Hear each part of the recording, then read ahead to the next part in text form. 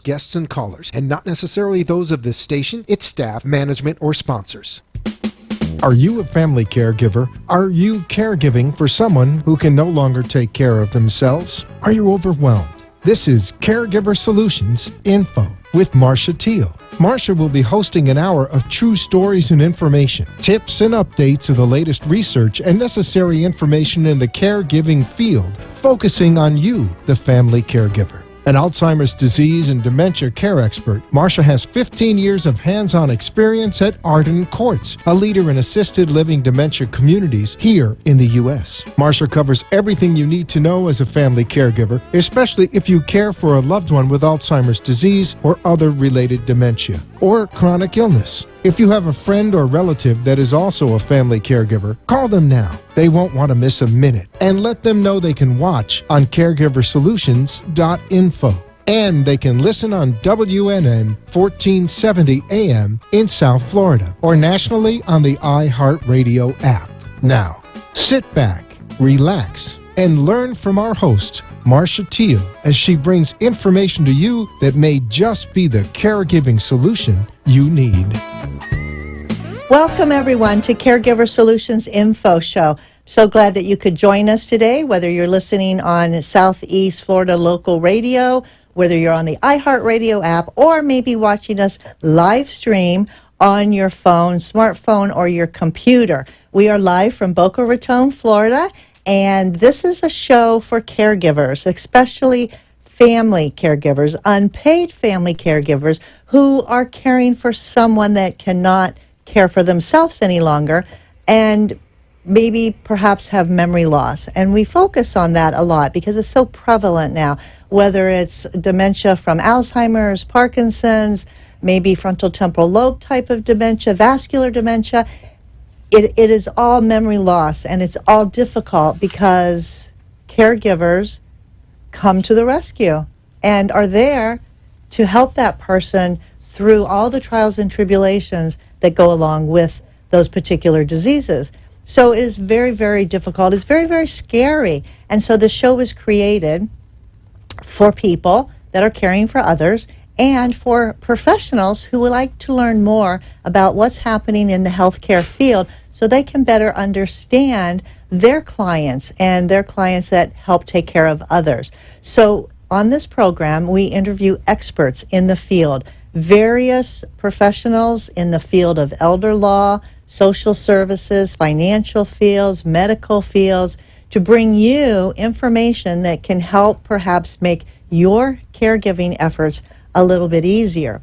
We give great advice and tips and information and things that caregivers need to know also for themselves, to take care of themselves, because number one, you need to take care of you so you'll be there for your loved one.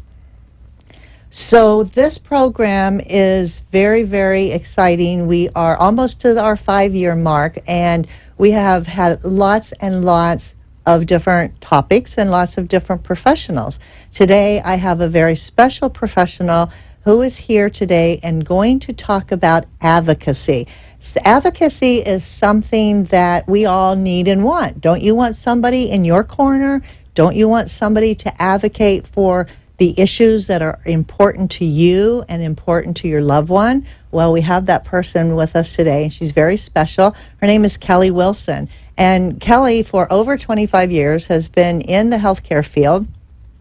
She's a great resource. She's an advocate for seniors. She's a certified dementia practitioner. She's a former family caregiver, and so much more. And we're going to find out all about what she does and how she does it. And at this point in time, welcome, Kelly. Thank you. I'm so happy that you're here.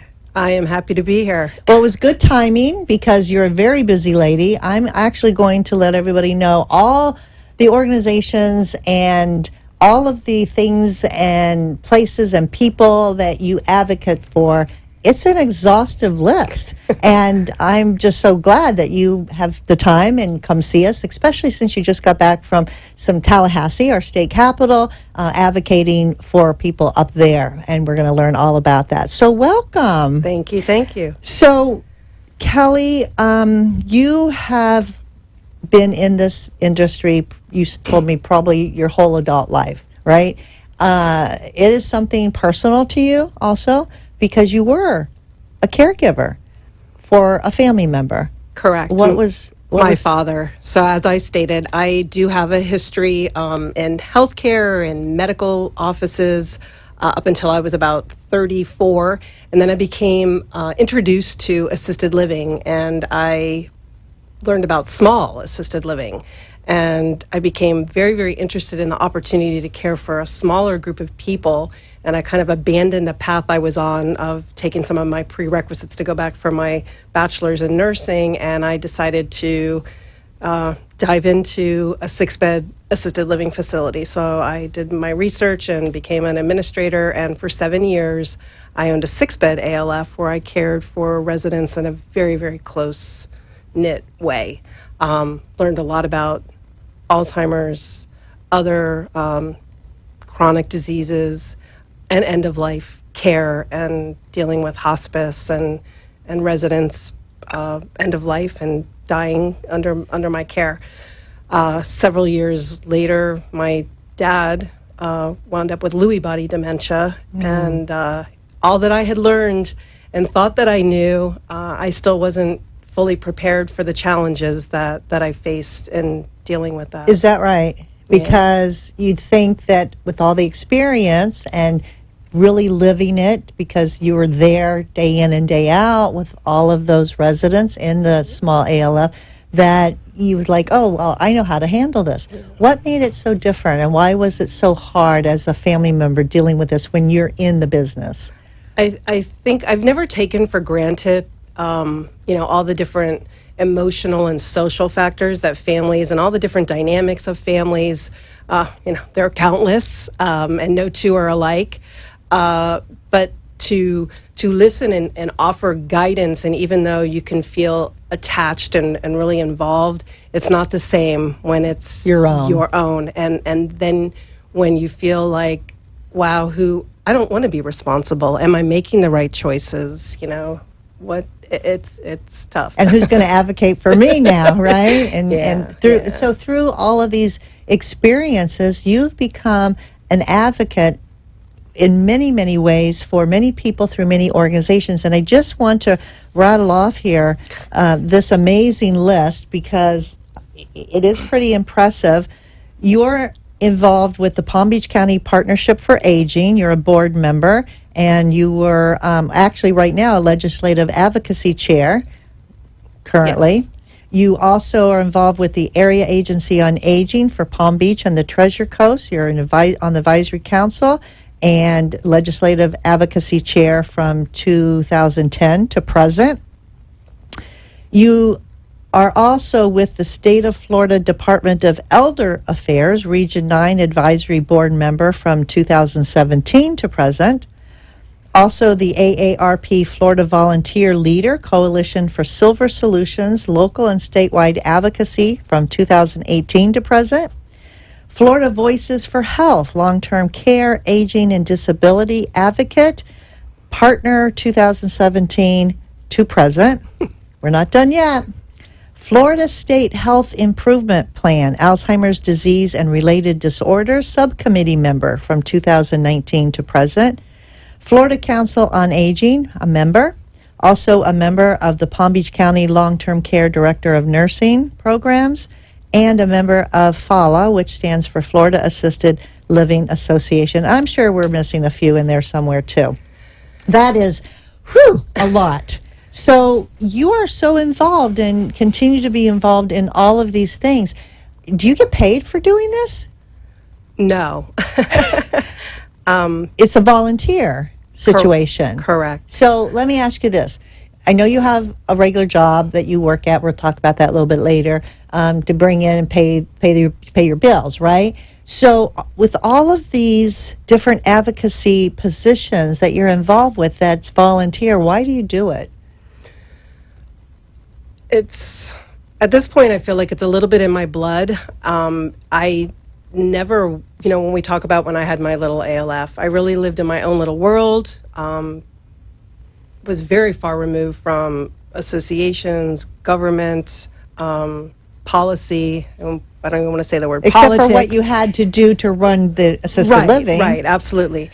But when I first met you, I had just gotten into the larger scope of the industry through a job change and some personal things that happened to change my life. And I went to one of the first meetings was the Partnership for Aging of Palm Beach County in maybe 2008. And I remember, and it was funny, I was talking about this, I used to be afraid to stand up and say my name. My palms were all sweaty and it was terrible. But within the first year or so, I became involved volunteering as the membership chair and just getting engaged there. And then reacquainting myself with Steve Delac, because I knew him from years ago when I had my ALF, and then he recommended me for the Area Agency on Aging Advisory Council. And it really just kind of grew from there. As I got involved with FALA and the Florida Assisted Living Association, I really wanted to be able to connect that association with the smaller providers as well, and saw that you had to kind of reach out to bring people together and communicate, and it's grown from there. So you found out it was your thing, you know? I mean, you really had an affinity for it, and you learned that you liked doing this, and you certainly have accumulated a long list of opportunities to help people. And I think that sometimes caregivers and other professionals may not know that all of these organizations exist to help, especially seniors here in Florida. And we're going to talk about that because I think it's important for our listeners to understand that who is advocating for them, what are changes that are coming down the pike, what's happening in Tallahassee that might affect healthcare, might affect everything that a caregiver would do or a senior would do.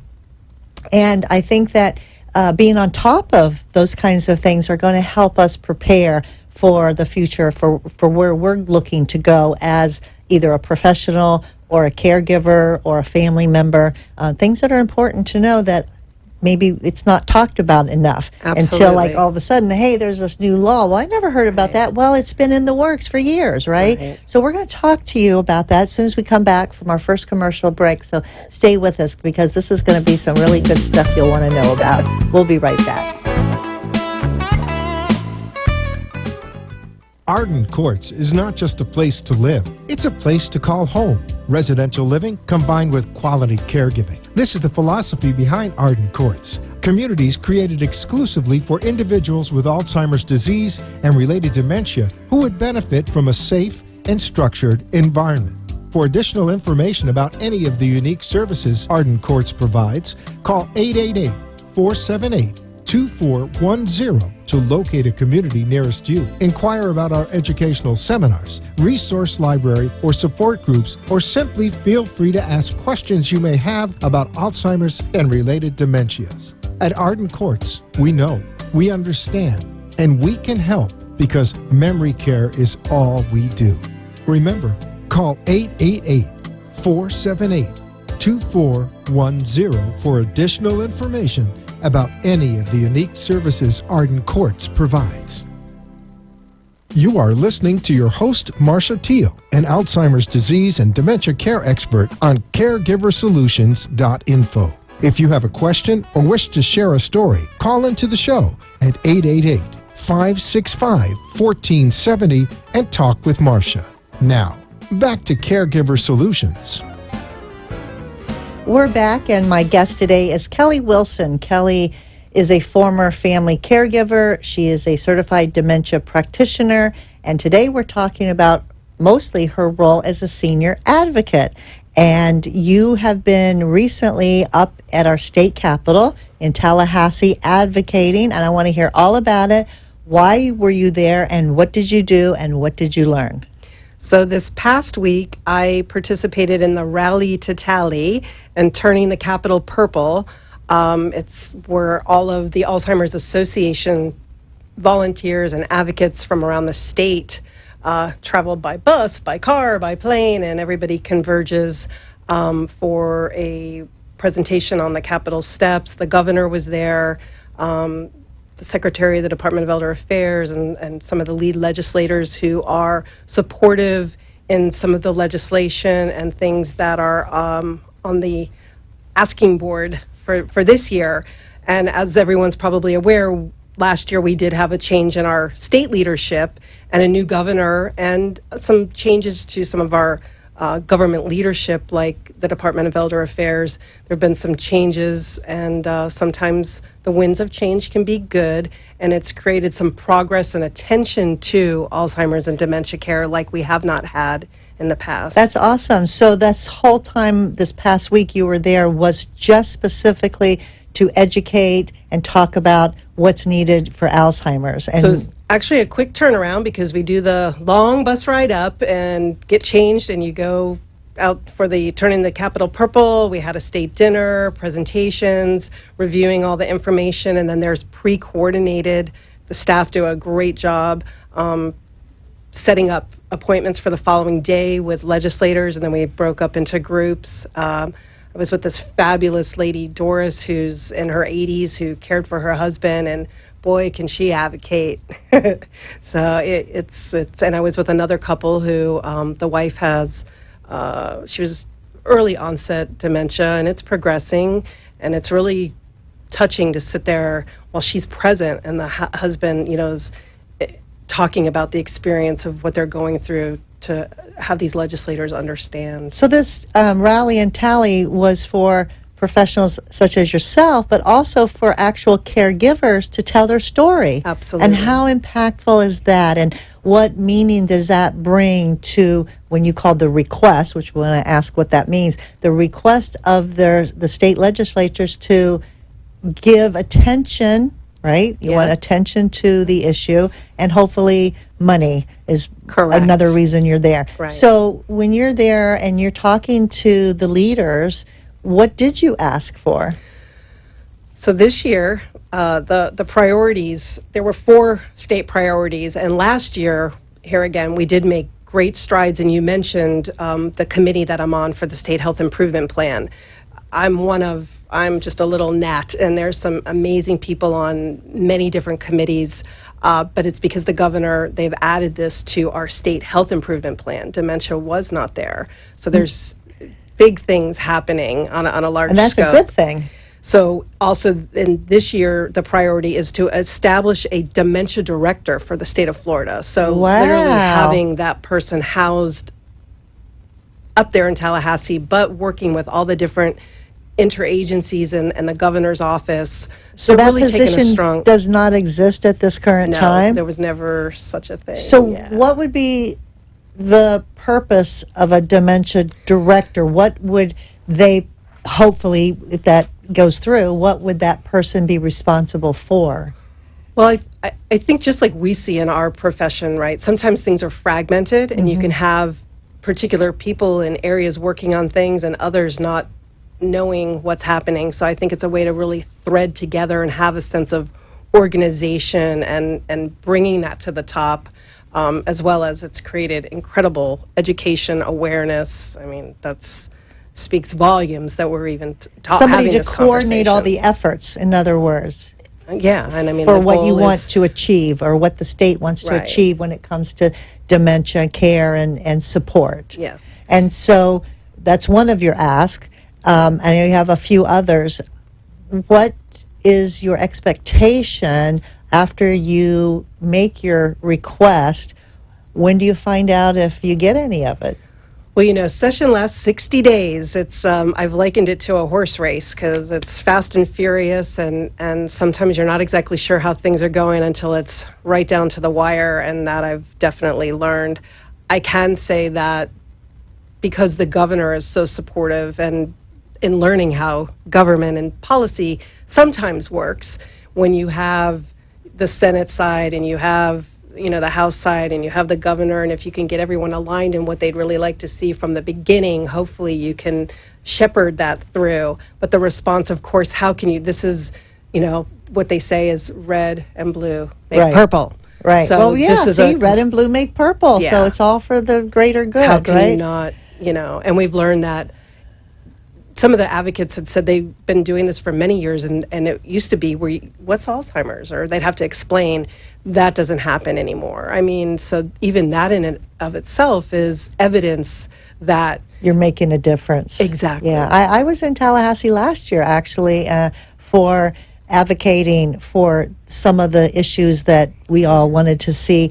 And what I noticed that, yes, people know now what Alzheimer's is. They've heard of it. But a lot of the younger people in the House or the Senate didn't really have any experience with it and didn't understand really how hard it is on caregivers and on people's budgets and financial strains and emotional strains. And, they really were educated. And so it's not just about, I don't think, just going in and saying this is what we need, but showing them why. This is our story. This is what is happening. This is what your constituents are going through. This is real life, and bringing that right there in their office and sharing with them.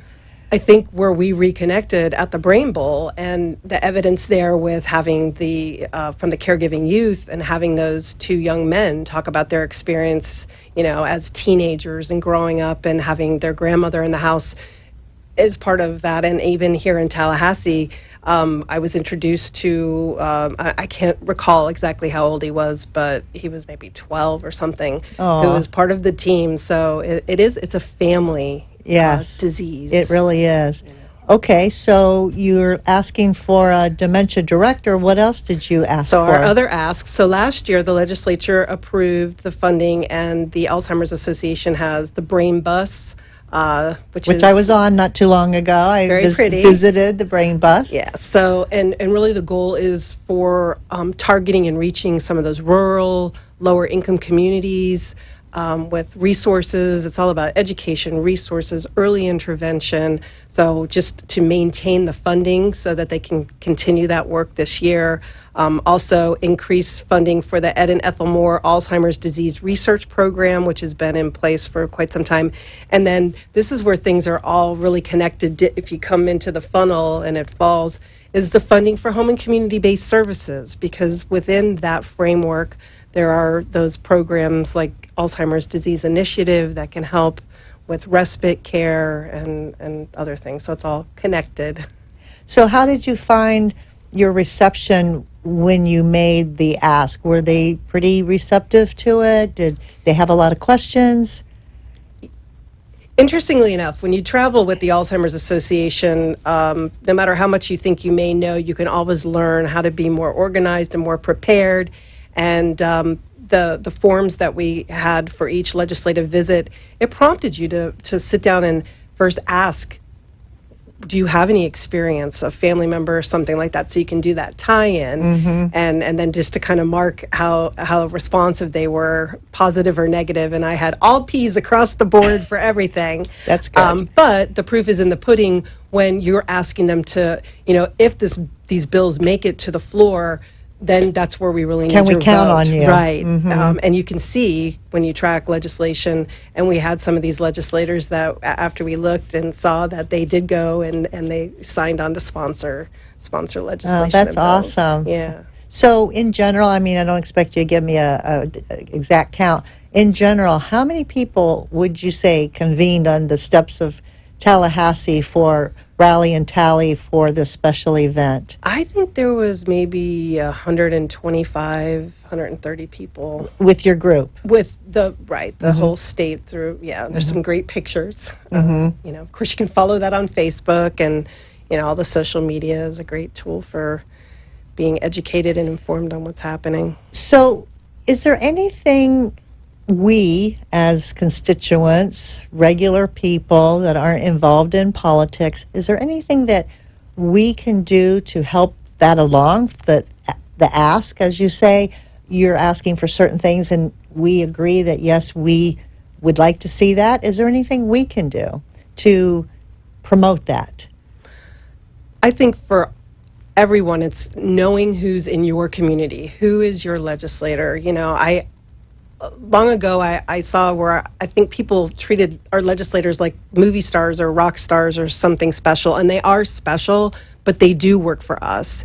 And they are tasked with so many things. I mean, from one extreme to the other of industries and lawmaking, that they can't possibly be experts or have insight unless we help them and to understand exactly what you said. So it's important to be engaged, and that comes back to civics and just being engaged and understanding that it matters. So we could call the office of our particular House of Representatives or the senator and write a letter and say, I would like you to support the Alzheimer's and Dementia Initiative. I would like you to support, giving more money to agencies that can help me help my loved one. Absolutely. And just write a letter, because I think sometimes we think as caregivers, regular people, we don't matter, but if we all made an effort and just wrote one note and they started receiving these up in Tallahassee, I think that people would notice. I think so, and you're spot on. I mean, that's exactly it. It's, I liken some of this sometimes to moving grains of, one grain of sand at a time, trying to move a mountain. But once you get more grains on this side, then you start to see its shapes, and you have an impact, and it does matter. And it grows and grows. Absolutely. And so, I thank you for doing what you do and going to bat for us and the caregivers and all the people that have dementia, and asking for help from the people that can ultimately give it and trickle down to us. And thank you for doing that, and it's important. And I think that we need to help people like you that help us. And so, this is something that we don't talk about much. It's a political thing. Yes, I know. It's a health thing, but it's a political thing. And we need to urge everyone that has an interest, that has a part of dealing with dementia and Alzheimer's and caregiving, whatever kind of caregiving it might be, to try to support that effort. And I think that if we all just did one thing, it would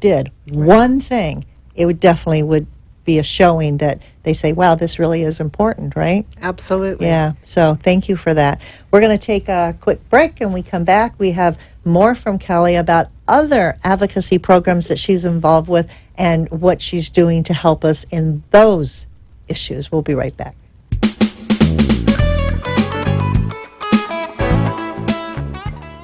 Arden Courts is not just a place to live, it's a place to call home. Residential living combined with quality caregiving. This is the philosophy behind Arden Courts. Communities created exclusively for individuals with Alzheimer's disease and related dementia who would benefit from a safe and structured environment. For additional information about any of the unique services Arden Courts provides, call 888-478-2410 to locate a community nearest you. Inquire about our educational seminars, resource library, or support groups, or simply feel free to ask questions you may have about Alzheimer's and related dementias. At Arden Courts, we know, we understand, and we can help because memory care is all we do. Remember, call 888-478-2410 for additional information about any of the unique services Arden Courts provides.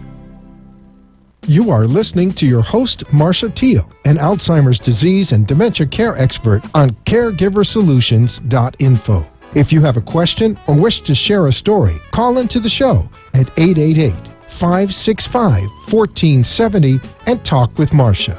Now, back to Caregiver Solutions. At this time, I'd like to thank our national sponsor, Arden Courts Memory Care Community. Arden Courts is the leader when it comes to memory care. They have 10 Arden Courts assisted living for just memory care here in Florida, and about 50 sprinkled across the United States. So Arden Courts is a really good resource, not only for helping the person with memory loss, but also as a resource to help the family member who cares for them. And one of the ways they do that is by offering to you this free book. It's called The 36-Hour Day. It's an awesome book written by Dr. Peter Rabins and Nancy Mays. It continues to be updated on a regular basis, so it keeps current. And this is a wonderful book. If you do not have this and you are a caregiver or you're in a family that is has a caregiver caring for loved ones, it's a great book, and I highly recommend you calling and get it, and it's free. And all you have to do is call the toll-free number of 888-478-2410 and tell them that you heard about this free book, The 36-Hour Day, on the Caregiver Solutions Info Show. They will get your name and address and promptly mail a book right out to you. So again, call them today at 888-478-2410 to get your free copy of the 36-Hour Day book. Thank you. Well, my guest today is Kelly Wilson, and Kelly is an advocate. She is a certified dementia practitioner, and for over 25 years, she's been a great resource to Floridians here in South Florida, advocating for lots of things that we all need. And I'm happy to have her here because she is really involved in a lot of organizations, and she understands what caregivers go through because she shared a little bit earlier about caring for her father, and he had dementia, and she understands because she also ran a small assisted living and took care of people on a daily basis for many, many years. So you are a busy lady. That is like unbelievable what you do, and I thank you for doing all that you do. So after coming back from Tallahassee, I'm sure that your batteries are recharged and you have ready to get into the next thing. But of all the organizations that I mentioned earlier, you're very involved. You're chair of most of them and really on the board and advisory council. I'd like to talk this segment of the show about some of the current issues that are being talked about within these certain organizations. And I'll let you pick which ones because some I'm sure will float up to the top more than others that are currently going on, what we're trying to do, what you expect to happen, and why. So I'm just going to let you start talking about some of the things that are passionate right now on your plate. Okay. Interestingly enough, all of those things are kind of intertwined, and it's something that when I first became involved with the Area Agency on Aging for Palm Beach and the Treasure Coast, bringing my background with the assisted living, as I kind of led into earlier, was really wanting to see a way to kind of thread that needle, because you see a lot of silos or even groups or organizations that have their eye on one particular prize and see through a very narrow scope, and you miss opportunities for collaboration and understanding where issues or interests really can intersect. And that is how you bring about true change. And that's how you have that, I hate to use the word power, but that power of messaging because it comes from a larger voice. So that's how I've kind of stumbled into these other things with the Partnership for Aging and Area Agency being my core. Okay. And then every year, the Area Agency on Aging, we have all of the programs, some that I mentioned before, that are managed and administered through the Area Agency on Aging. And these are things that go back to, the Older Americans Act and Lyndon Johnson and things that are in place to help support families, caregivers, and elderly folks to hopefully stay at home and live in the community as long as possible with the supports. Right. Now, hence, here's the problem is, that takes money. We have a waiting list for folks who would like to receive support or services. So we have more people than we have funds and slots. And that's been an ongoing challenge. And, year after year, you have to go. The state has a general revenue fund, and right now it's about 33 point something percent of that money goes towards, our health care. Our managed Medicaid program that we have now is a big slice of the pie.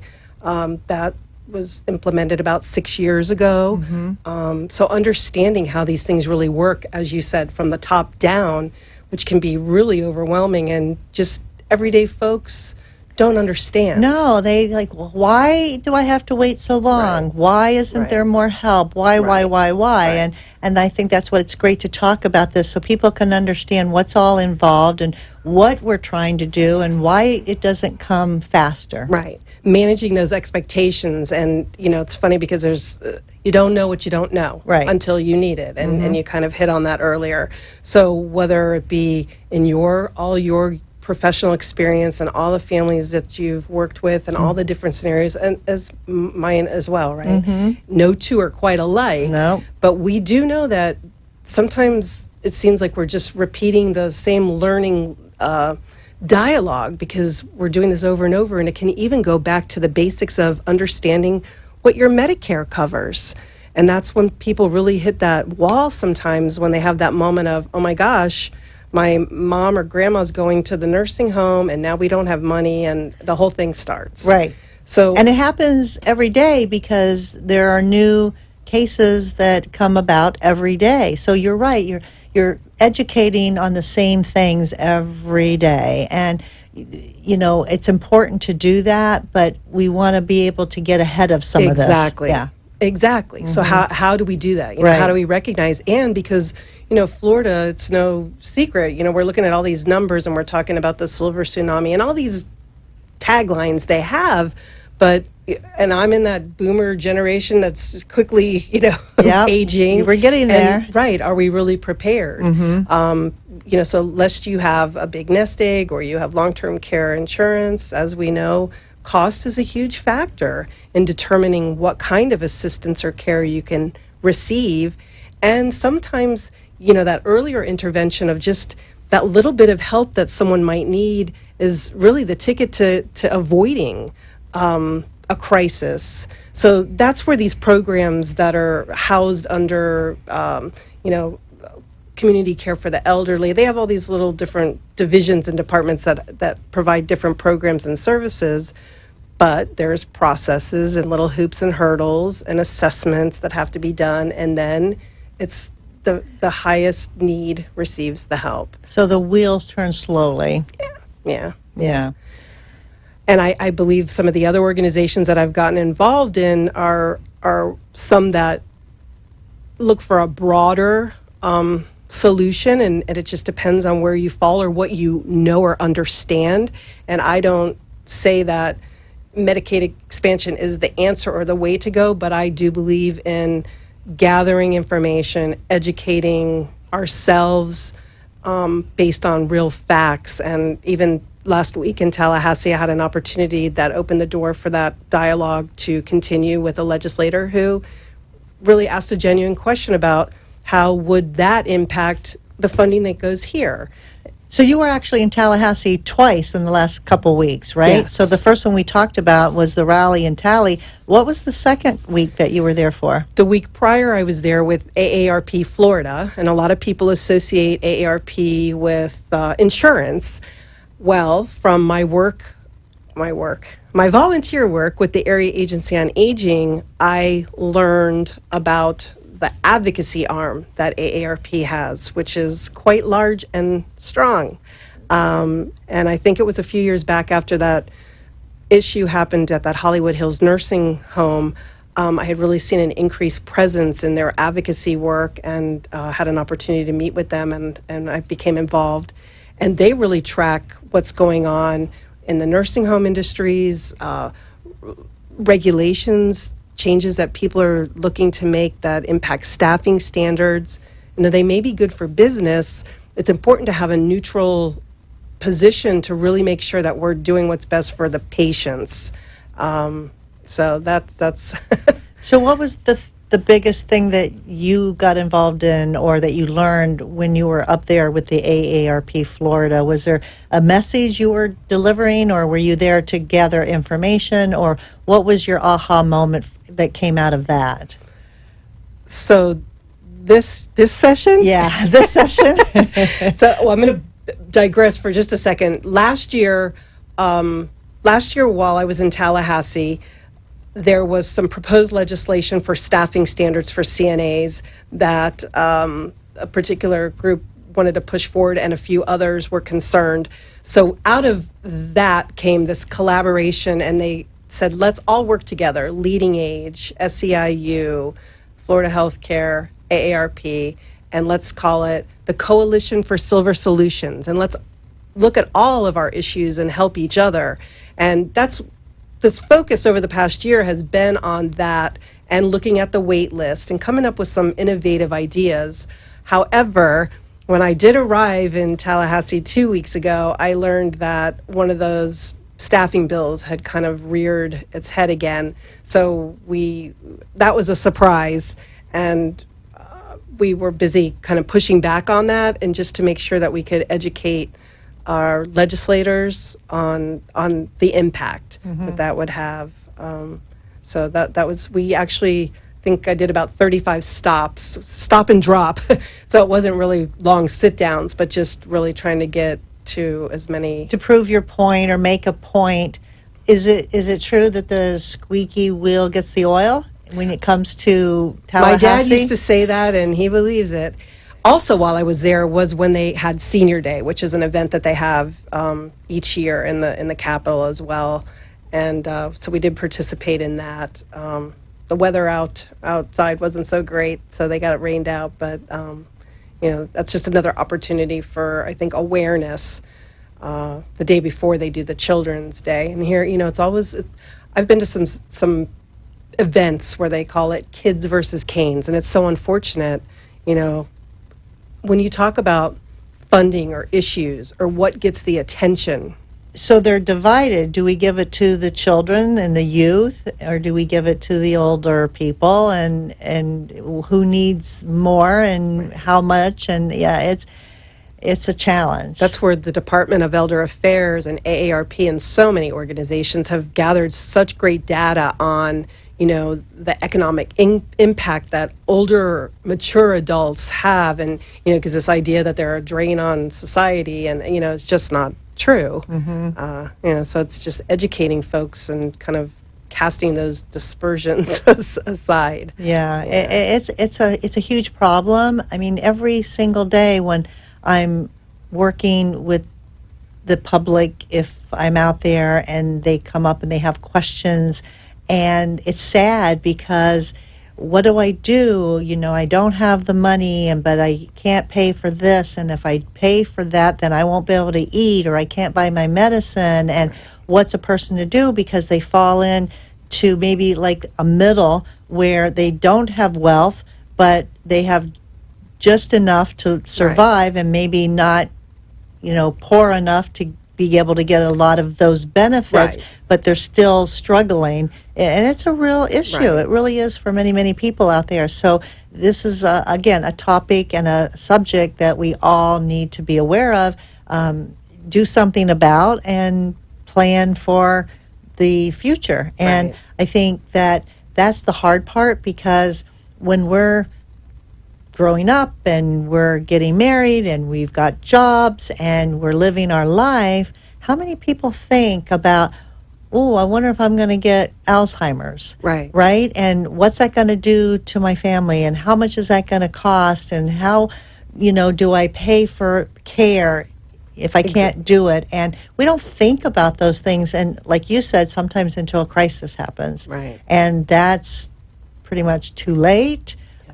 Because I've heard stories of people actually dying before they get the help that they need, because they're on a long list to receive something. And you're absolutely right. And that's something that's been talked about for years. And that's why looking at a comprehensive change to a system that's been in place for so long, and as nothing stays the same forever. So I think that we're at least at a point where we have a different perspective and different views.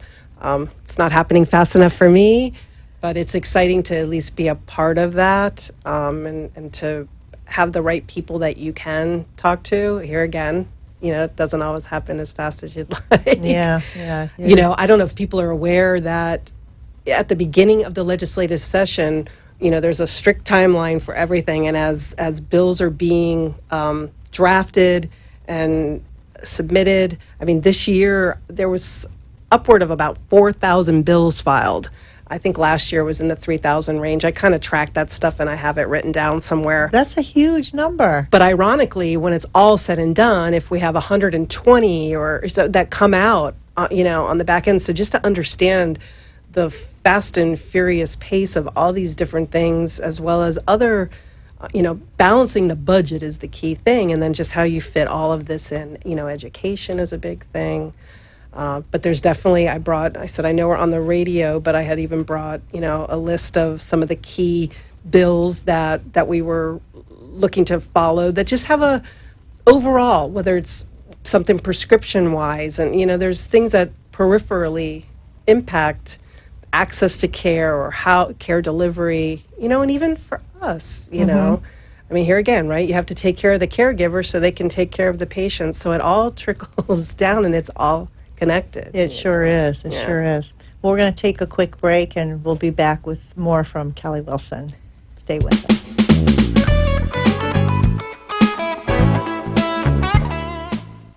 Arden Courts is not just a place to live, it's a place to call home. Residential living combined with quality caregiving. This is the philosophy behind Arden Courts. Communities created exclusively for individuals with Alzheimer's disease and related dementia who would benefit from a safe and structured environment. For additional information about any of the unique services Arden Courts provides, call 888-478-2410 to locate a community nearest you. Inquire about our educational seminars, resource library, or support groups, or simply feel free to ask questions you may have about Alzheimer's and related dementias. At Arden Courts, we know, we understand, and we can help because memory care is all we do.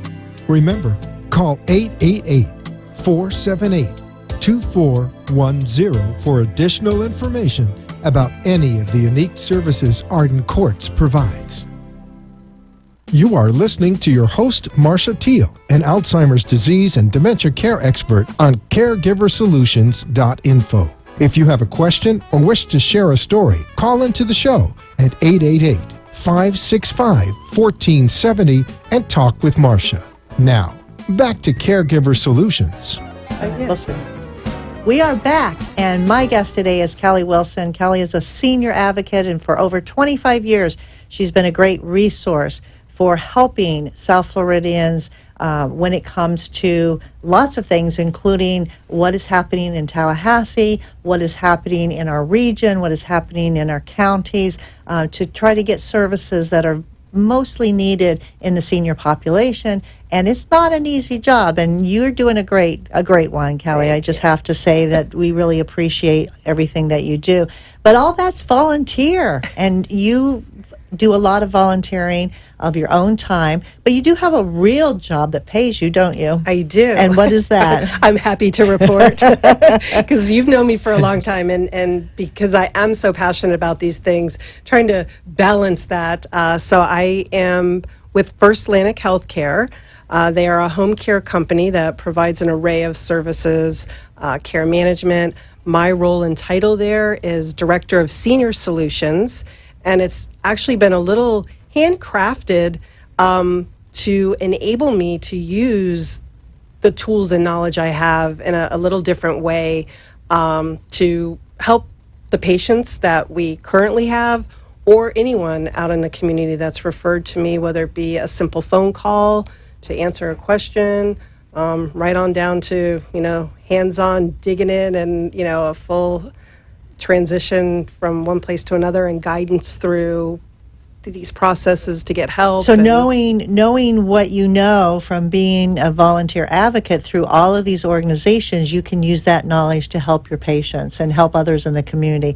So what would be a typical day? Is there such thing as a typical day in your world when you're working with the seniors and working with the patients through your real job? Not exactly. As we talked, right, there's so many different things that happen. So whether it's a colleague that's calling you with a question or a referral, I've developed some close working relationships with the First Atlantic team that have, down in Broward. Nicole works closely in some of the hospitals down there, and we've really been able to build a partnership to provide even a next level of service. And I think, here again, you don't know what you don't know. And when we have the opportunity to get ahead of problems with knowing the right questions or things to look for that families or patients don't know.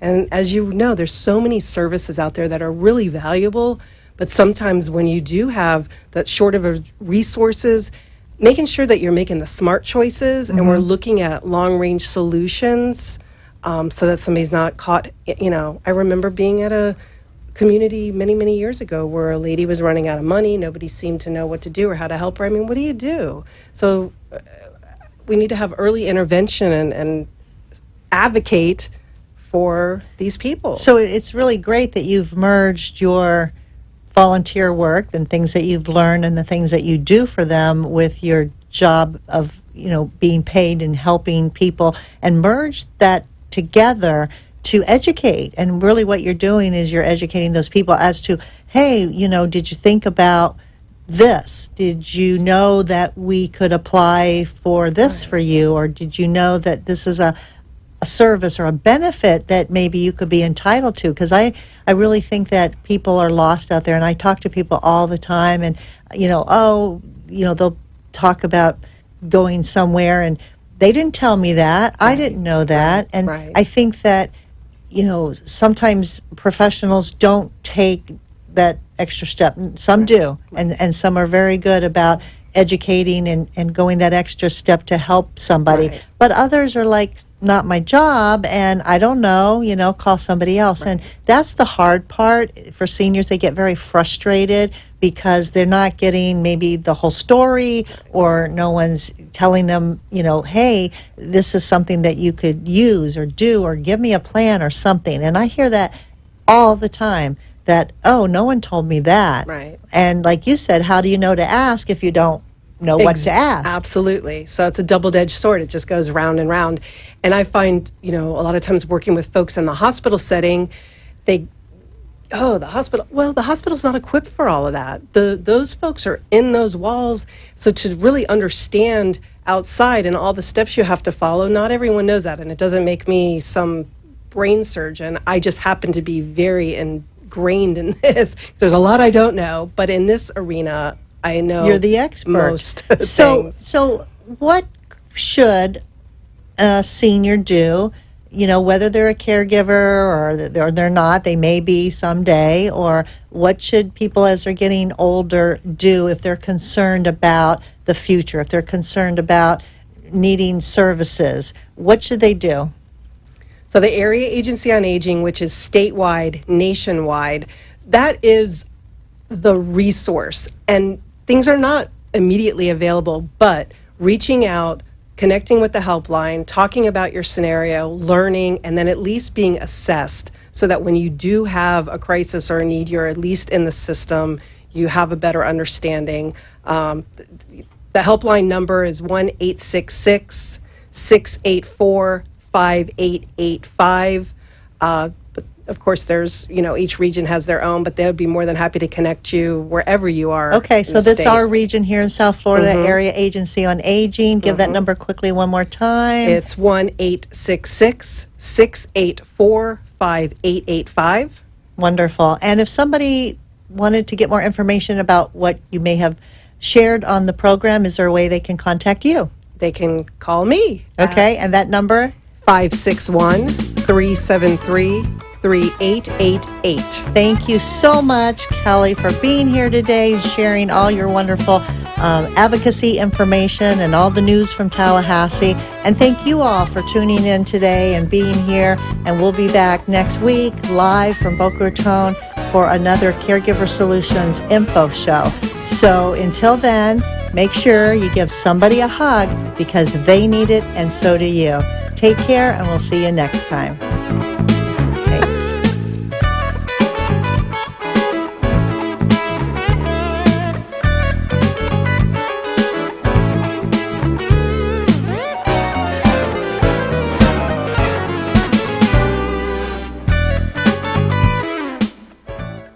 Thanks for joining us for this week's Caregiver Solutions with Marcia Teele. Join us next week as Marcia, who has 15 years of Alzheimer's disease and dementia care experience, brings you more needed information to help with the care of your loved one. This show can be seen again on caregiversolutions.info, and questions can be left on the site, which may be used on the program to help others. See you next week for more Caregivers.